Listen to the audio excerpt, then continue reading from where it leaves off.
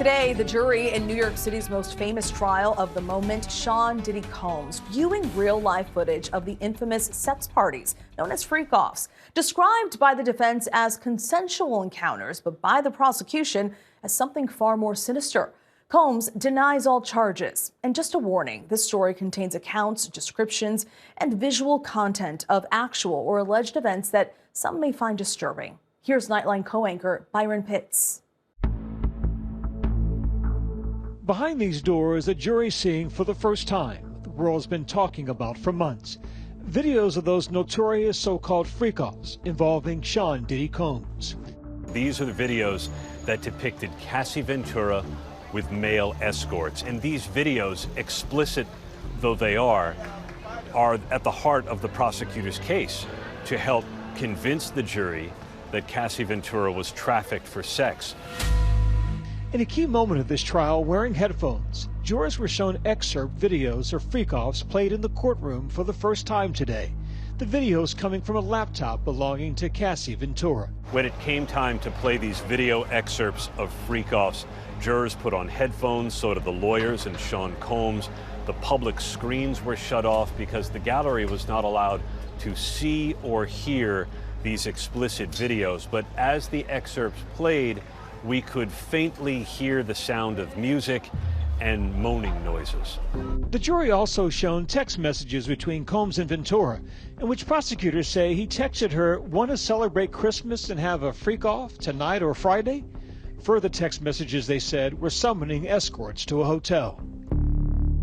Also at the center of today's court proceedings, text messages, emails, and documents shown in court. The videos came with hotel receipts, credit card statements, travel records that helped give the jury a full picture of how Sean Combs allegedly got her and male escorts to different hotel rooms for the purposes of these sexual encounters.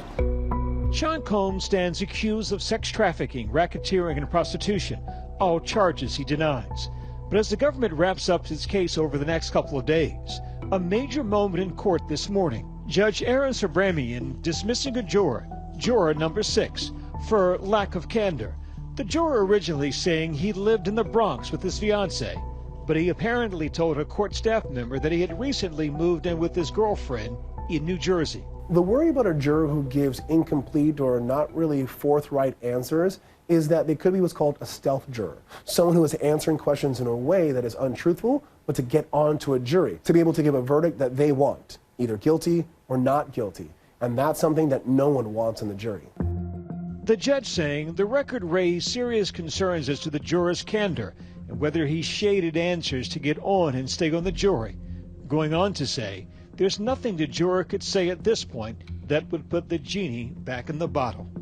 It is far better to remove a juror that has issues as to candor or jurisdictional defects now than if a verdict was rendered. Because if a verdict was rendered, that could be a bigger issue of appeal, that a person gave an incomplete or wrong answer to get on the jury and then rendered either a guilty or not guilty verdict.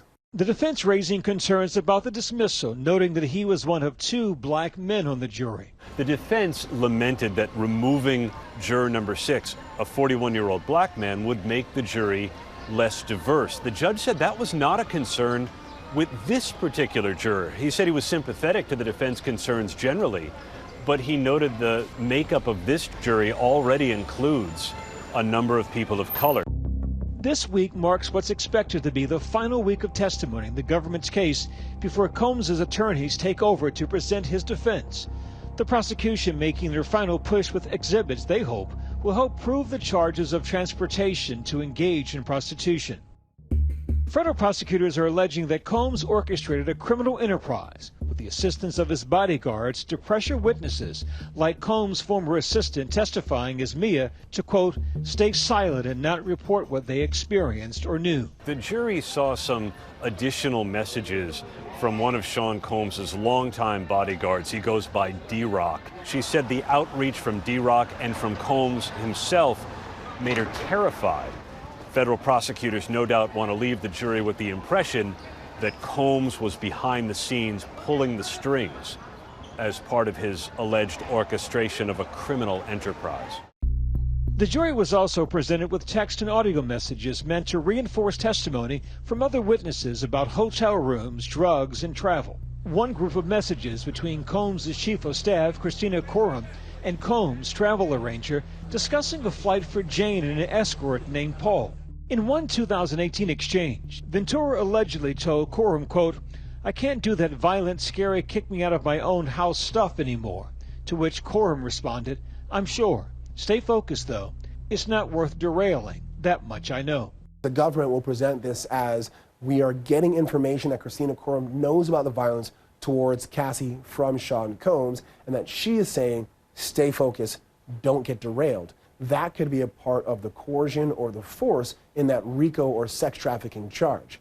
But the defense will make their own arguments and say that Christina Coram is not part of a criminal enterprise, but merely a confidant and friend of Cassie Ventura. Prosecutors say the messages were pulled from electronic devices owned by Coram, who is not testifying at trial. Coram's attorney did not respond to requests for comment from ABC News. In a previous statement, regarding 3 other civil lawsuits she had been named in surrounding Combs, Coram said in part, "For months, horrific accusations have been made about me in various lawsuits regarding my former boss. The idea that I could be accused of playing a role in, or even be a bystander to, the rape of anyone is beyond upsetting, disturbing, and unthinkable. That is not who I am, and my heart goes out to all victims of sexual assault. I am confident that the allegations against me will be proven to be untrue." The prosecution is expected to rest its case as early as Wednesday, with the defense taking over by Friday, when they will make their case for what they say Sean Combs is innocent of all the accusations levied against him these past 5 weeks. The prosecution has signaled that they have just a few more witnesses that will testify, including Brendan Paul, a former assistant to Sean Combs. We expect him to testify about providing drugs to Sean Combs. If convicted on all charges, Sean Combs faces a maximum sentence of life in prison.